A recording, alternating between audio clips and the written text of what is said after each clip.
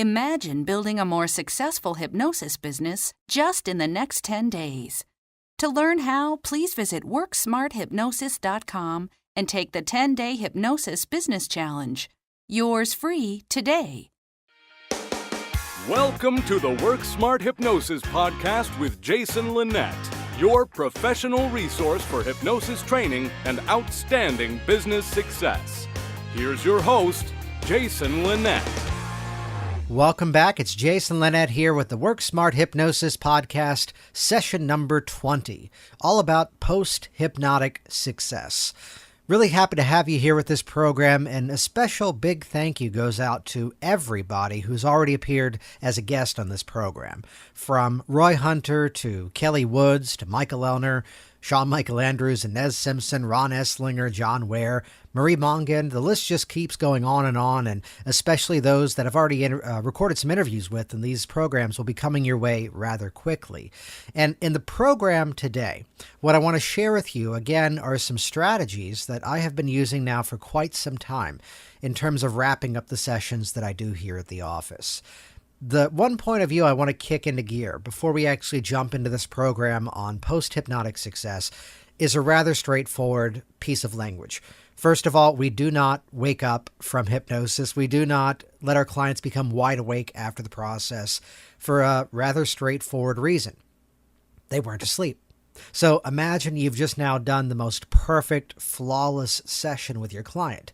Yet then your person who's there in the chair hears you say, "And in a moment, you'll be wide awake from hypnosis." Well, immediately you start to kick in just the slightest bit of doubt that, something's gone wrong. You just said wide awake, and simply put, they were not asleep. So remember that we emerge from hypnosis. And I'd specifically share some of the language that I tend to use in the office. Basically, well, it comes down to the law of compounding, but really at its core, it's just a game of how many synonyms, how many paraphrases can I make of the exact same statement. And understand, as I do a program like this, the words that I say in my session are really not scripted out. There's a basic concept that's in place, and letting the subconscious mind basically fill in the gaps. So in a moment, I'm going to count from the number 1 to 5. At the count of 5, you'll be fully refreshed, alert, feeling good, fully aware of the environment around you, fully emerged from this hypnotic state. And basically, I've again just said the same thing over and over and over with different meaning, different understanding behind it. So specifically, again, if you're using the words wake up from hypnosis or be wide awake afterwards, it's one of those things that we have an amazing history of people who have used that type of language. And admittedly, they're still out there. They're still getting results with their clients. Though a lot of these techniques that I'd often share just basically come down to what we like to call best practices. That it's just in your best interest to use the updated terminology. It's just in your better interest to use the better, more up-to-date phrasing. Though what I want to share with you in terms of a transition at this point is to keep in mind that the session itself, the suggestion to emerge from hypnosis, is a suggestion just like any other suggestion in the process. So depending on the books you're looking at, depending on the resources from which you've learned, you'll see different pieces of terminology out there that would point to how long can a suggestion be held on to? What does it take for a post-hypnotic suggestion to become permanent? And what I'd basically share is a bit of terminology here. Well, in my world, basically every suggestion we would ever apply towards change is a post-hypnotic suggestion. I may even crack the joke to a client that you can hang out in my office all day and not worry about cigarettes. At that point, I might start to bill you by the hour. So we're working on everything outside of the office. But again, keep in mind the suggestion to emerge from hypnosis is a suggestion just like the rest of the process. So basically, here's what I'm getting at. In those few moments after the client has emerged, and again, depending on the books you've read, most often I'd see the phrasing that perhaps the client is still in a hyper-suggestible state for the first maybe 20 to 45 seconds after that. What I'm here to suggest to you is that if the process for giving hypnotic suggestions continues, then we can actually take that span of time and expand it on outwards. even further. Real quick, there's some things I'm going to share with you during this program today that I'd point you back to worksmarthypnosis.com. Find the session, find the posting that's all about this session, number 20, and you're going to see some of the references, some of the resources I'm going to point to. But basically, we're coming in for the home stretch. I've gone through my first session, and for the most part, the strategies that I'm going to share with you here are all strategies that specifically I'm going to make use of at the end of my very first session with that client. The first strategy begins to wrap up with a technique that's probably already very familiar to a lot of you, which is the classic Don Martin red reinforcement setup. And this is interesting. Over the next few days, longer if you like, you'll start to notice the color red. Of all things, the color red. The color red, red, red, red, red. That color red is going to begin to stick out, stand out, and shine out just a little bit brighter as a reinforcement, as a reminder of all the things you will accomplish from this point forward. Whether that color red is as small as fingernail polish, as common as a stop sign, a stoplight, the taillights of a car in front of you, or as big as a building or a billboard. That color red will seem just a bit more vibrant as a reminder of everything you accomplish from this point forward. It's not a reminder to have to do anything when you see the color red. In fact, you might not even notice it any different consciously. Yet deep within your unconscious, now it becomes that reinforcement, that reminder of everything you accomplish from this day forward. So just a little bit of an update and some thoughts on that language. First of all, there's just something wonderful about just compounding the word red, red, red, red, over and over. Interesting point, too, is that over the years, I've tried to become clever with this strategy. Oh, cool, I've got a golfer coming in. Let's make it green. And sure enough, it just didn't work so well. And here is how typically when a client comes back for that second session, how I would recap what this strategy was all about. You know, there's an older way of working in which I would record the session you and I did together, send you home with it, and then tell you you have to listen to it every day between now and when you come back. So instead, what if there was a method to connect something that you will run into your environment back to the session that we've done today? And that's exactly what this strategy does. We're building up that anchor. We're building up that trigger that the color red is going to indirectly reinforce the work we've done within the session.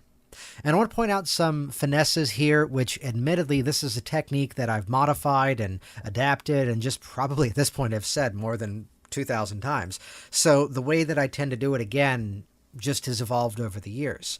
So specifically, I'm going to begin to compound what's going to happen with the color red.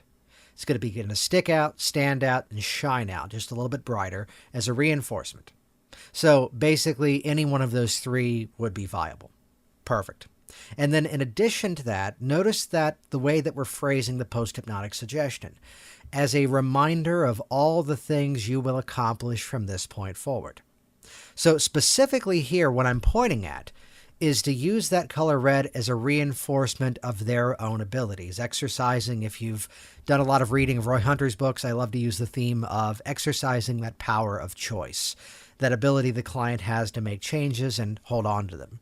So rather than perhaps a tapping on the forehead and the urge for the cigarette goes away, instead a tap on the forehead is a reminder of all the control they've always had. I tend to like that style of post-hypnotic suggestion better for the simple reason it allows a little bit wider of a response, and they're going to filter that in an artfully vague way for what they need it to mean. And of course, the suggestion begins over the next few days, longer if you like. So there's already going to be a wearing off of this type of suggestion, so let's leave that open for that point. I would actually point back to Roy Hunter's books, an interesting side story out of the books that points to an experience where I believe, if I'm remembering this right, a client had a car accident on the way leaving the office. So Roy does a fantastic job in his emergence of referring to driving safely on the ride home, which is wonderful, but I like to do that here. Because what red things will they run into their environment? Stop signs, stoplights, taillights of a car in front of you, or as big as a building or a billboard. Again, compounding further, the color red will seem a bit more vibrant as a reminder of everything you accomplish from this point forward. And I would admit, after perhaps my 100th client came back and said, I forgot what I was supposed to do when I saw the color red, that's when I then folded in this next phrase. It's not a reminder to have to do anything when you see the color red. In fact, you might not notice it any different consciously. Yet deep within your subconscious mind, the color red acts as a reinforcement, as a reminder. So even if we don't have the conscious hook to hang the process off of, I can make this technique work now because we're also now pointing back to just that inner mind doing the work for them. So to recap at this point, if you've been keeping up with some of the programs I've presented so far, during the session, I have made use of various testing convincers. Very often, perhaps eye lock, perhaps arm lock. If it's congruent with the method of the change, I've got a whole handling of doing glove anesthesia and then moving the sensation around, even for feelings like stress or fear, just to neutralize that sensation.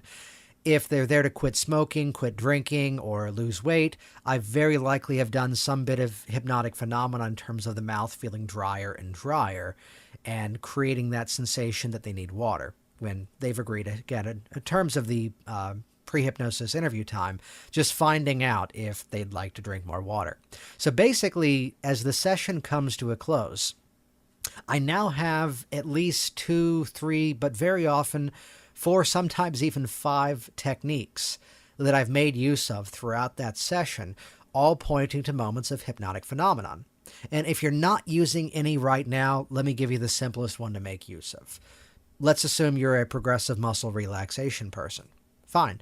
At the end of your progressive muscle relaxation induction, apply some hypnotic suggestion as if they could imagine every bit of relaxation in their body possible, pooling and collecting down around their feet, and the feet becoming so heavy that even if they try to lift them, they just feel even heavier. Try to pick them up, they just feel even heavier. Try to move those feet, they just become even heavier. Good. Quit testing, relax, and go deeper. So you've basically done, well, large muscle catalepsy testing. It's an Aaron's scale number 2 to at least verify a level of hypnosis rather than just work by assumption. So put that into use. But again, simply put, so far, what have I done? We've folded in some moments of hypnotic phenomenon, as I've referenced back in my pre-talk. Again, go back and review session number 1 of this podcast. And as soon as we come out of the process, now we're into this post-hypnotic success. So I may ask them how long the session felt like. Most often clients will underestimate the amount of time. I can then refer to that time distortion. In which from there, I can give this phrase. Little things like that we layer into the process to confirm where we are. Moments like when your eyes wouldn't open. And even that moment where your arm wouldn't even bend. Yeah, you seem to get a kick out of that. And perhaps I've done the bit with the water. My favorite piece of hypnotic suggestion. Could I grab you a bottle of water?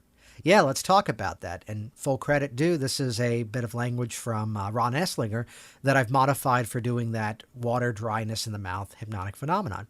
Let's chat about that. It's a biochemical physiological shift in the body simply by suggestion. To use a bit of terminology you probably already know, it's a positive hallucination. That's one of the deepest levels of hypnotic suggestion I can give you and still have you be responsive to my voice. So, to use the best language I know, dude, seriously, high five, you did great. And yes, this is a moment where I go in for a high five with my client. And if I can say it simply, the client who perhaps that did not seem appropriate to go for. And I mean that in terms of maybe they're a little bit more proper, they're a little bit less laid back. That's the one I'm definitely going to go for that high five with. You know, keep it in mind in terms of this. Of the 2 people in the room, you've got the hypnotist, you've got the client. In terms of measuring hypnotizability and how well have they done, who is it in the room that has really the best qualifications to make that decision? Well, we do. And it's our responsibility, in my opinion, to confirm for the client just how well they've done. And using whatever information from the session is appropriate to do so. And I've just found it to be so disarming in that final moment just to simply go for that high five and confirm that. I'll even point to eye flutter when I've noticed it. I'll point to redness of the eyes. I'll refer back to some of the hypnotic signs that you and I would know to look for, just to commend the client for how well they've done. This is the strength back to the Milton Erickson, that's right, strategy. That whenever your client does something sensory verifiable, give them that confirmation, give them that pat on the back, letting them know just how well they've done. So basically, again, what am I doing here? I'm harnessing hypersuggestibility by giving positive suggestions for just how well they've done immediately upon the eyes reopening. For a very simple reason. I want to be there with those suggestions before they can think to ask questions. Before they can stop and think, did I do that all right? I want to be there giving them that praise just as quickly as possible. And let's take this one step further. So your feedback over the next few days is what really helps to guide us. So if there's that moment where in the past you would have been there smoking, but then you realized you've gone for a few days without them, keep track of that. Let me know how great that works for you. If there's a moment where you kind of laugh at yourself because you're reaching for something and then you realized you already threw them out, that's perfectly fine. Keep track of that. Let me know about it. Or even if there is a moment where it seems like you needed something and you ended up using that technique that I taught you, and then you were fine, keep track of that. Whatever your feedback is, that's what helps to guide us from this point forward. And what I want you to hear that I've done there is I've basically given anywhere between 2 and 3 future-paced hypnotic suggestions of things that they can notice in the few weeks ahead, or between now and the next session. But what I really want you to hear are the categories in which I always pull from. Category number 1, downright amazing. Category number 2, pretty good. And category number 3 was just the slightest bit of challenge, but here's something that you did to bring it into pretty good. Obviously, it's a bit of a false dichotomy because there are other options, aren't there? Yet by giving 3 viable options in which they can then begin to sort themselves into, the fascinating thing is as soon as I begun folding this into my sessions, my response, my results just jumped up substantially. And oddly enough, the frequency that a client will come back and refer to the exact scenarios that I future-paced in this moment, where are these coming from? On my office forums, I'm asking for what are your goals a month from now, a year from now, 5 years from now. And very often, this is the information that I'm pulling details, pulling strategies from to fold into this part of the session. So again, to recap where we are right now, throughout my pre-talk, I gave a little bit of a future-paced suggestion that there will be some hypnotic moments. Throughout the session, I then made use of testing convincers just to build up some conviction throughout the process. And at the same time, too, this perhaps is a program for the future, but linking the hypnotic phenomenon to the change, which can be done in a very simple way. The part of your mind that can make that happen is the part of the mind that can now make this happen. Fill in the blanks. It's that simple. As the session begins to come in for a close, I, at the end of my very first session, go into that Don Martin red reinforcer setup. Then from there, I then go into the emerging process, whether it's a count from 1 to 5, whether it's in a moment you'll open your eyes and this is what will happen. But remember, too, the Dave Ellman advice about emerging from hypnosis with positive, health-giving suggestions. I tend to like a little bit slower of a process for emerging. It prevents the hypnotic hangover. But then on top of that, too, it just gives me more opportunities for positive suggestion and to further compound any advanced techniques we've used throughout the process. The very moment the client's eyes open, I'm immediately recapping just how well they did, just how wonderful they did, and referring back to those specific hypnotic phenomenon throughout the experience. So again, harnessing hypersuggestibility to continue suggestions moving forward, even into that post-hypnotic part of the session. And again, as soon as that's in place, going for a high five, commending them on how well they've done, and then very specifically giving 2 to 3 future-paced hypnotic suggestions of things that they may notice in the week ahead. Again, always things that are verifiable, always things that perhaps fit into those 3 categories. Downright amazing, good enough, or pretty good, and then good enough, but here's what you did to make it pretty good. And I want to share one last strategy that, admittedly, I have been doing now for the last year. And only as of a couple of weeks ago did I start folding into my classes that I teach. And perhaps you've had the same challenge. The session you just did with your client was phenomenal. Everything went well. Everything went exactly as it was supposed to go. And yet, as the client walked out the door, they looked at you and they said, well, hope it works. We'll see how it goes. and then your ego just drops. So despite a session going phenomenally well, at the end of it, the best you get is well, hope it works. Let's see what happens. So looking at the language that I use in the session, and yes, I'd often make use of this, and I think I referenced this in a previous program. I'd often make use of strategies to, reframe against the words try and hope wherever appropriate. I'm going to use a little bit more action-based language with my clients. And despite that, again, that wasn't the end. That wasn't the result, which perhaps out of credit to the client, maybe a bit of time distortion. They said it felt like 15 minutes. We've been working for 45. The little bit about language patterns was about an hour ago in terms of my first session. So perhaps just because it's been so long. Well, if we can use our post-hypnotic time to begin to compound suggestions, let's compound it even further. And simply put, here is a bit of the language that I'll often begin to use. And this would often come right after I've done that red reinforcement setup, and would come just before I'm about to emerge. So let me just roll into this in action. Deep within your mind, that color red will be at work, reinforcing, reminding you of everything you accomplish from this point forward. In a moment, I'm going to count from the number 1 to 5. At the count of 5, you'll be fully refreshed, alert, fully emerged from this hypnotic state, feeling great, probably feeling better than you felt in a couple of days. As I count from 1 to 5, let that energy rise on up, and at the count of 5, specifically at 5, those eyes can easily reopen as your mind folds in and integrates all these changes today. However, before we wrap up, I want to share with you one interesting thing. Because as you walk out that door today, there are 3 possibilities, 3 ways that things could go.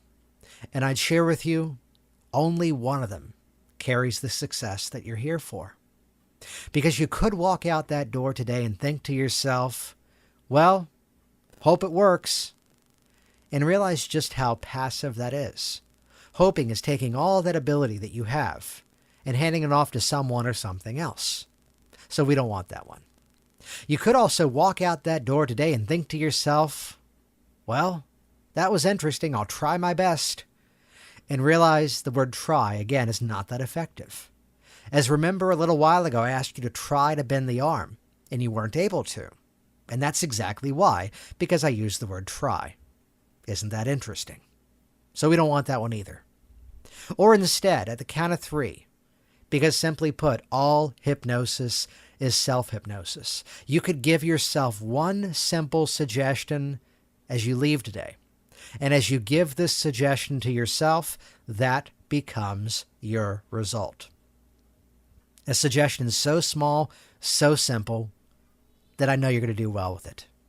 That at the count of 5, when those eyes reopen and as you find yourself leaving today, you can just simply think to yourself, I've got this. This is going to be easy. Or even better, hey, this is going to be fun. And as you give yourself that suggestion, that becomes your result. I've got this. This is going to be easy. As I count from 1 to 5, feel that energy rising on up. As 1, energy rising, becoming more aware of the temperature of the air in the room, the feeling of your body in that chair. 2, energy increasing. Noticing how that breathing has already returned to a nice, normal, natural pace. 3, energy rising on up. Feeling that urge to move, to stretch, those fingers and toes perhaps wanting to move around and stretch. Yeah, there they go. As 4, beneath those eyelids, eyes clearing as you allow these changes to take place easily now as I've got this. This is going to be easy. This is going to be fun. As 5, letting those eyes open back up, feeling refreshed, feeling alert, feeling good. And you do feel good, don't you?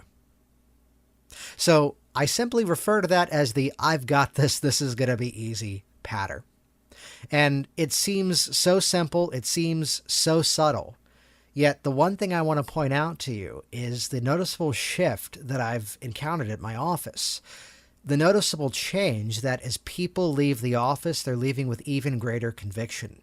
And it's actually been quite some time now since I've really had that really long drawn out questioning of, did that go well? Did this go right? And all that we go back and forth. Now, admittedly, there are some times where, and I say this politely, despite your pre-talk, your client just doesn't listen to it. I had a client one time, and I believe I've shared this story before here. I had a client one time that despite giving the pre-talk 3 times in 3 different sessions was still saying to me, well, but I heard every word you said. To which I'm politely sitting there saying, I know, I told you would, at least for the style of work that I tend to do. I do a very active style of techniques in the session. So what I recommend is this. Play with that strategy, that again, I've got this. This is going to be fun. Now, of course, I'm going to begin to custom design that given the language, given the rapport with the individual clients. Yet the way that you just heard me repeat it here, and just simply rewind and go back and listen to it again, the way that I've just said it here is probably pretty close to how I've said it about 90% of the time for the last several months up to about a year ago. So play with that. Basically, if there's a challenge that you're having in your sessions, find a way to future pace against it during your sessions. So I'm looking forward to hearing your feedback on this one. Play with this technique. It's given me a lot of great mileage. It helps me to wrap up my sessions with a whole lot of conviction and just further strengthen the results that we have with our clients. Jason Linett here, Work Smart Hypnosis. This has been Post-Hypnotic Success. I look forward to hearing of your success very soon. Thanks for listening to the Work Smart Hypnosis podcast at WorkSmartHypnosis.com. Hey, it's Jason Linett here, and I want you to be the first to know as we put up and share new videos and new hypnosis resources in the future. So do this right now. Click the button on this page that says subscribe, and you will be the first to find out as we upload new videos. See you soon.